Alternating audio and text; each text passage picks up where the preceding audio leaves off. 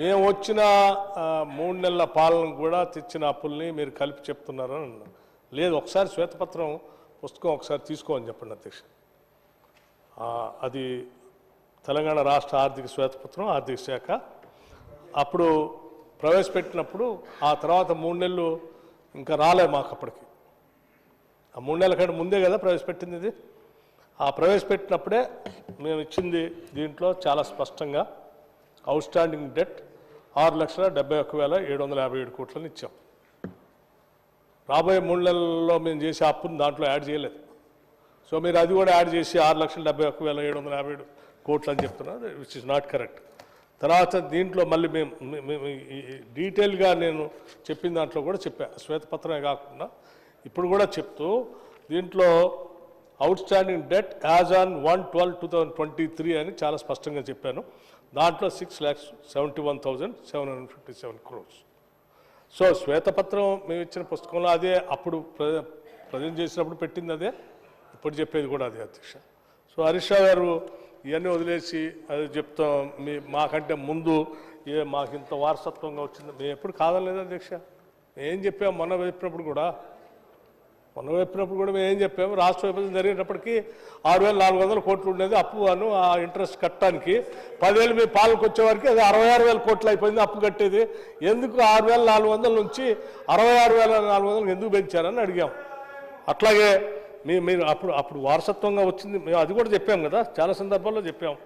అప్పుడు ఉన్నటువంటి అప్పు ఎంత ఉంది, తర్వాత మీరు వచ్చిన తర్వాత ఎంత చేసింది అన్నీ క్యాల్కులేట్ చేసే ఆ లక్షల కోట్ల అప్పు ఎంత చేశారో చెప్పాం. దాన్ని వదిలేసి ఇప్పుడు మళ్ళీ పాతది అంత ఉంది, తర్వాత మీరు వచ్చిన తర్వాత ఎంత చేశారు, మేము ఎంత చేయలేదు అసలు అని మళ్ళీ చాలా కన్వీనియంట్గా సభను తప్పుదోవ పట్టించడం కోసం చాలా సిస్టమేటిక్గా కన్వీనియంట్గా ఈ trying to misguide the house once again, which is not correct అధ్యక్ష. నేను హరీష్ రావు గారికి చెప్తా ఉన్నాను, మీరు ఒప్పుకున్నారు ఇందాక ఏదో గ్యారంటీస్ సంబంధించి ఆర్బీఐలో మేము ఇచ్చిందని వాళ్ళు చూపించారు. సరే అది మీ లెక్క ప్రకారం ప్రభుత్వమే కట్టాలి కాబట్టి అది కరెక్టే అని ఒప్పుకున్నారు, అవి సంతోషం. అట్లా ఇవి కూడా మీరు ఒప్పుకోవాల్సింది, ఇవి కూడా ఆన్ రికార్డు ఉన్నాయి. ఏం మేము ఆకాశం నుంచి తీసుకొచ్చి ఇచ్చినాయి కాదు అధ్యక్ష. అధ్యక్ష ఎఫ్ఆర్బిఎం లోన్ 3,89,673 crores అనేది చెప్పాం. ఇంక్లూడ్స్ ఏంటి జనవరి మార్చ్ 2024 అప్పులు ఎందుకంతా అది అంటే బిఈలో వస్తుంది, ఆ సమాచారం కూడా ఇస్తాం మీకు. ఏమేమి ఒక్క రూపాయి కూడా మేము దాయం, మీలాగా ఏంటి సత్యదూరమైన సమాచారాన్ని సభకి ఇవ్వండి దయచేసి. స్పీకర్ సార్, ఇప్పుడు రెండైతే క్లియర్ కదా అధ్యక్ష. వారసత్వంగా 72,000 కోట్ల రూపాయల అప్పు, ఇది గత కాంగ్రెస్ ప్రభుత్వాలు చేసిన అప్పు మాకు వారసత్వంగా వచ్చింది, అది బీఆర్ఎస్ ఖాతాలో ఎట్లేస్తారు? ఒకటి. 2, 11,609 కోట్లు కార్పొరేషన్లకు గ్యారంటీ రూపంలో వారసత్వంగా వచ్చిన అప్పు, అది బీఆర్ఎస్ ఖాతాలో ఎట్లేస్తారు? 2. 3, రాష్ట్ర ప్రభుత్వం గ్యారంటీ ఇవ్వలేదు, రాష్ట్ర ప్రభుత్వం కట్టవలసినటువంటి అవసరము లేనటువంటి అప్పు, అది 1,54,876 కోట్లు ఉంది. ఇవన్నీ తీసేస్తే కరోనా సమయంలో తీసుకున్న ప్రత్యేక పరిస్థితుల్లో తీసుకున్న అప్పు, ఉదయ అప్పుల బాధ్యత, గ్రాంట్ల రూపంలో రావాల్సిన అప్పు కేంద్రం అప్పు రూపంలో ఇవ్వడం, అన్నీ కలిపితే కూడా 4,17,000 కోట్లు మాత్రమే. అచ్చంగా బీఆర్ఎస్ 10 ఏళ్ల కాలంలో ఈ రాష్ట్ర ప్రభుత్వ ఖజానా నుంచి చెల్లించవలసిన అప్పు కేవలం 4,17,000 కోట్లు మాత్రమే. అంటే ఈ 4,17,000 కోట్ల అప్పును కాంగ్రెస్ పార్టీ నాయకులు పదే బయట వెళ్ళి ఏం చెప్పారు అధ్యక్ష? బీఆర్ఎస్ 7 లక్షల కోట్ల అప్పు చేసింది, 7 లక్షల కోట్ల అప్పు చేసిందని గోరంతలు కొండంతలు చేసి గోబల్స్ ప్రచారం చేయడాన్ని నేను తప్పుపడతా ఉన్నా అధ్యక్ష. ఇకపోతే అధ్యక్ష, అసెంబ్లీలో మొన్న మీరు ఇచ్చిన సమాధానం కానీ ఇవాళ ఇచ్చిన మీరు పేపర్ ప్రకారంగా నేను చాలా స్పష్టంగా మీ అప్పు 1,27,708 కోట్లు. ఇవాళ ఒక్క సంవత్సరంలో కాంగ్రెస్ పార్టీ చేసిన అప్పు 1,27,708 కోట్లు. 10 ఏళ్ల బీఆర్ఎస్ పాలనలో చేసిన అప్పు 4,17,000 కోట్లు. అంటే 4,17,000 10 ఏళ్లల్లా, ఒక్క సంవత్సరం 1,27,000. ఇప్పుడు ఎవరు ఎక్కువ అప్పులు చేస్తున్నారు? ఈ మీరు 10 ఏళ్లలో మేము 4-17 చేస్తే 5 ఏళ్లలోనే మీరు 7 లక్షల కోట్లు చేస్తున్నారనడానికి ఇంతకంటే సాక్ష్యం ఏం కావాలి అని నేను అడుగుతా ఉన్నా. Speaker sir I'm sorry sir, నాకే ఇబ్బందిగా ఉంది అధ్యక్ష పదే లేచి వారిని కరెక్ట్ చేయటానికి. I'm really feeling sorry for it. ఇంత బ్లేటెంట్గా సభను తప్పుదో పట్టించడం కరెక్ట్ కాదు. అది మేము 1,00,000 కోట్లు అప్పు చేశారు అసలు కట్టింది 1,18,000 కోట్లని నేను లెక్క చెప్పాను.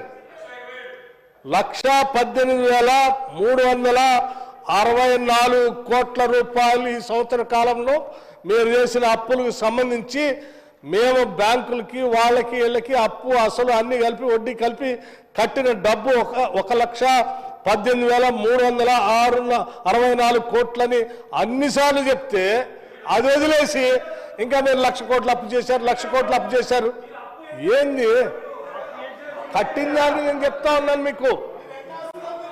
కట్టిన దాన్ని మీరు చూడరా? మీలాగా అప్పు చేసి అడ్డగోలు ఖర్చు పెట్టలే.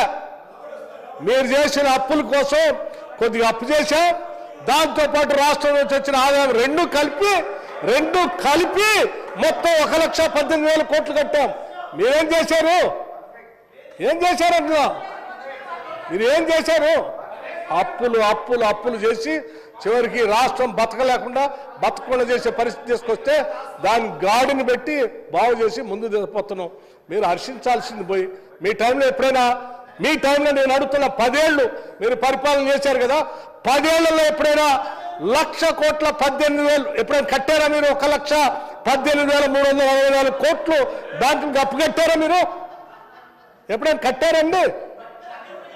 ఎప్పుడైనా కట్టారా మీ జీవితంలో? అరే మీరు మొత్తం తెచ్చుకోవటం తింటాం అయిపోయారు. ఎట్లా అండి? నేను అడుగుతున్నా 10 ఏళ్లలో ఎప్పుడైనా సరే మీరు గత ప్రభుత్వం వారసత్వంగా మాకేదో కొద్దిగా వచ్చింది 7,000 కోట్లు అంటున్నారు. సరే దాన్నైనా మీరు ఆ రకంగా మీరు చేసిన 7 లక్షల కోట్లలో 7 లక్షల కోట్లు మరి ఆయన కట్టారా అప్పు? 7 లక్షల కోట్లు అప్పు కట్టారా మీరు? ఇక్కడ అండి మేము కట్టాము 1,18,000 కోట్లు 364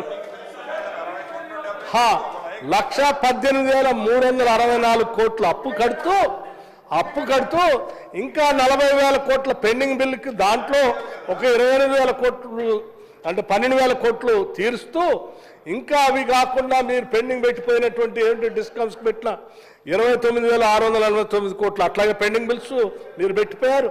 అట్లాగే జెన్కోకి ఇంకో 30,000 కోట్లు పెండింగ్ పెట్టారు. సెకండ్ హ్యాండ్కి దానికి దీనికి కట్టాల్సిన డబ్బులు ఇన్ని కోట్లు అప్పు పెట్టిపోయి నేను ఏమి చేయలేదు అని లెక్కలు చెప్తుంటే నిజంగా కడుపు తరకపోతుంది అధ్యక్ష. ఎన్నిసార్లు ఇట్లా సభను తప్పుదోవ పట్టిస్తారు? 1,00,000 నేను పదే చెప్పాను కదా అధ్యక్ష, నేను దేనికి కట్టానని కూడా చెప్పాను. నేను మళ్ళీ చెప్తాను మళ్ళీ కావాలంటే. ఇది రికార్డులోకి రిజిస్టర్లోకి ప్రాపర్గా, ఎందుకంటే వాళ్ళు చెప్పి తప్పుడు సమాచారం ప్రజలకు ఇస్తా ఉన్నారు. 1,00,000 కోట్లు అప్పు చేశారని. అధ్యక్ష నేను చెప్తా ఉన్నాను అధ్యక్ష, మేము ప్రతి సందర్భంలో ఎఫ్ఆర్బిఎంలో దానికోసం కట్టిన 43,317 కోట్లు, గవర్నమెంట్ గ్యారంటీస్ కింద ఈ రాష్ట్ర ప్రభుత్వం ద్వారా బ్యాంకులు వాటికి కట్టింది 20,479 కోట్లు, టోటల్గా 63,795 కోట్లు. అట్లాగే గవర్నమెంట్ గ్యారంటీస్ లోన్స్ పేరు మీద ఈ ప్రభుత్వం కట్టింది 41,118 కోట్లు. Non guarantee loans which are paid by corporation 13,450 కోట్లు. మొత్తంగా 1,18,364 కోట్లు మేము కట్టాము. ఇది లెక్కలతో సహా అక్కడ ఉంది, కంప్యూటర్లో కూడా ఉంది మహానుభావం అని చెప్తా ఉంటే మళ్ళీ పదే వేసి మీరు 1,00,000 కోట్లు అప్పు చేశారు, మీరు తిన్నారు, తగలేశారంటే ఏడాధ్యక్ష ఇంతకంటే ఇంకేం చెప్పాము? మీలాగా ఇందాక చెప్పారు, ఇందాక కూడా అట్లా అబద్ధం చెప్పారు అధ్యక్ష. ఏదో ఆ భూమిని బదలాయించి ఏదో చేశారట. మీలాగా మేము వాళ్ళ భూములు గుంజుకోలేదు అధ్యక్ష. ఈ రాష్ట్ర ప్రభుత్వానికి ఎవరో పాపం కోట్లు వేసి భూములు గుంజుకొని పోతుంటే మాయ అంటుంటే మా ముఖ్యమంత్రి క్యాబినెట్ అంతా కూర్చొని అరే ఈ సంవత్సరం ఇంచే కూడా పోవటానికి వీల్లేదని కోర్టులో కొట్లాడి ఆ భూమిని తీసుకొచ్చి ఆ భూమి ద్వారా మళ్ళీ అమ్మకుండా ఇండస్ట్రియల్ ఇన్ఫ్రాస్ట్రక్చర్ కార్పొరేషన్కే ఇచ్చి ఈ రాష్ట్రానికే ఉండాలి, ఈ ఆదాయం మొత్తం రాష్ట్ర ప్రజలకే ఉండాలా అని ఏమి అమ్మకుండా జాగ్రత్త చేసి పెడితే ఎవడో అన్యాక్రాంతం అయితే భూమిని తీసుకొచ్చిన భూమిని అమ్మకుండా మళ్ళీ ఇండస్ట్రియల్ కార్పొరేషన్కి ఇచ్చారు. ఇండస్ట్రియల్ కార్పొరేషన్ ద్వారా పరిశ్రమలు తేవడం కోసం ప్రయత్నం చేస్తారు. ఇంత చేసి ఈ ఆదాయం అంతా కూడా పోగేసి రాష్ట్ర ప్రజల కోసం మేము ఖర్చు పెడతా ఉంటే మాలాగా ఔటర్ రింగ్ రోడ్డు అమ్ముకున్నట్టు మీరు అమ్ముకోలేదు, లేకపోతే అక్కడ కోకాపేట భూములు అమ్ముకున్నట్టు మీరెందుకు అమ్ముకోలేదు, మేము భ్రమల్లో ఊహించుకొని మీరు అమ్మారు. ఎట్లా అధ్యక్ష, ఇది కరెక్ట్ కాదు. మీరు ఇట్లా ఈ రకంగా డైవర్ట్ చేయటం. థ్యాంక్ యూ వెరీ మచ్ బట్టనా. 1,27,000 కోట్లు ఏడాది కాలంలో కాంగ్రెస్ పార్టీ అప్పు చేసింది అని బట్టి గారు పదే ఒప్పుకున్నందుకు అభినందనలు. 10 ఏళ్ల బీఆర్ఎస్ పాలనలో మేం చేసింది 417 అయితే 5 ఏళ్లలోనే మమ్మల్ని మించి ఈ 5 ఏళ్లలో 7 లక్షల కోట్ల అప్పు చేయబోతున్నారని ఈ సభ ద్వారా బీఆర్ఎస్ పార్టీ రుజువు చేసింది. అయితే అధ్యక్ష, బట్టి గారు ఏమన్నారు, మీరేం చేశారన్నారు. ఏం చేశానో చెప్తా వినండిక. ఏం చేసినాం అధ్యక్ష, ఈ రాష్ట్ర రైతాంగానికి కేసీఆర్ గారి హయాంలో 4,08,902 కోట్ల రూపాయలు ఈ రాష్ట్ర రైతాంగానికి ఇచ్చింది బీఆర్ఎస్ ప్రభుత్వం. రైతు బంధు కింద 73,162 కోట్ల రూపాయలు ఇచ్చాం. రైతు బీమా కింద 5,465 కోట్ల రూపాయలు ఇచ్చాం. లోన్ వేవర్ కింద 28,000 కోట్ల రూపాయలు ఇచ్చాం. పవర్ సబ్సిడీ కింద 65,000 కోట్ల రూపాయలు ఇచ్చాం. ఇరిగేషన్ రంగంలో 2,37,000 కోట్లు ఖర్చు పెట్టాం. ఈ రాష్ట్ర రైతాంగం మేలు కోసం 4,08,000 కోట్ల రూపాయలు ఈ రాష్ట్ర రైతుల కోసం బీఆర్ఎస్ ప్రభుత్వం ఖర్చు పెట్టింది అధ్యక్ష. దాని ఫలితమే బీఆర్ఎస్ ప్రభుత్వ హయాంలో ఎంతో అద్భుతంగా మేలు జరిగింది. ఇవాళ ఎట్లా జరిగింది, 10 ఏళ్ల బీఆర్ఎస్ పాలనలో ఆనాడు మేము ప్రభుత్వం చేపట్టినాడు 68 లక్షల టన్నుల ఉత్పత్తి ఉంటే 1,68,00,000 టన్నులకు వరి ఉత్పత్తి పెరిగిందంటే మా ప్రభుత్వం రైతులకు చేసిన మేలు వల్ల. సాగు విస్తీర్ణం 1,31,00,000 ఎకరాల నుంచి 2,22,00,000 ఎకరాలకు 68% పెరుగుదలతో సాగు విస్తీర్ణం పెంచి మేము చూపించాం. ఇప్పుడు ఎందుకంటే అధ్యక్ష ఇట్లా చెప్పుకుంటూ పోతే చాలా ఉన్నాయి.